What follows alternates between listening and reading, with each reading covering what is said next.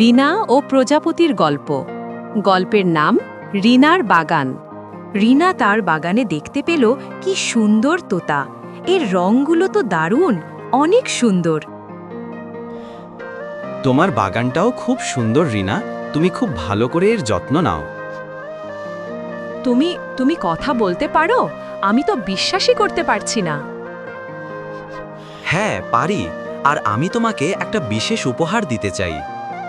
তুমি যদি চাও, আমি জাদু করে তোমার বাগানের সব ফুল আর ফলকে আরো সুন্দর ও মিষ্টি করে দিতে পারি। ওয়াও, এটা তো দারুণ হবে, দয়া করে করো। ওহ, আমার বাগান তো আরো সুন্দর হয়ে গেছে। অনেক ধন্যবাদ তোতা। তোমাকে ধন্যবাদ। তুমি প্রকৃতিকে ভালোবাসো বলেই এই জাদু কাজ করেছে। মনে রাখবে, আসল জাদুটা তোমার যত্নেই ছিল। রিনা। রিনা মনের খুশিতে নাচতে শুরু করলো, গান করতে করতে লাই লাই লা। হুম হুম, আজ আমার বাগানে অনেক সুন্দর সুন্দর ফুল আর ফল ধরেছে। সবচেয়ে বড়, উজ্জ্বল ও মিষ্টি ফলটি তুলল।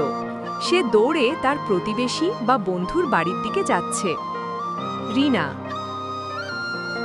তিথি তিথি, দেখো আমার বাগানের ফলগুলো। ওয়াও রিনা, এই ফলটা তো অন্য সব ফলের চেয়ে অনেক মিষ্টি আর সুস্বাদু মনে হচ্ছে। এটা কি সত্যিই তোমার বাগানের? হ্যাঁ, এটা আমার আর আমার বন্ধু প্রজাপতির উপহার। সবচেয়ে ভালো জিনিসটা সবাইকে দিতে হয়। এই নাও। তোমাকে অনেক ধন্যবাদ রিনা, তুমি অনেক ভালো, তাই তোমার গাছের ফলগুলাও অনেক সুন্দর ও সুস্বাদু। আচ্ছা রিনা, একটা কথা বলবো? হ্যাঁ বলো। তুমি কিভাবে ফুল ও ফল বাগানের যত্ন নাও, আমাকেও কি শিখিয়ে দিবে?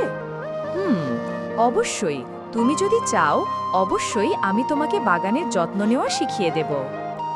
তাহলে কালকে সকালে আমি তোমাদের বাড়িতে যাব রিনা। আচ্ছা ঠিক আছে, আমি এখন আসি। টাটা।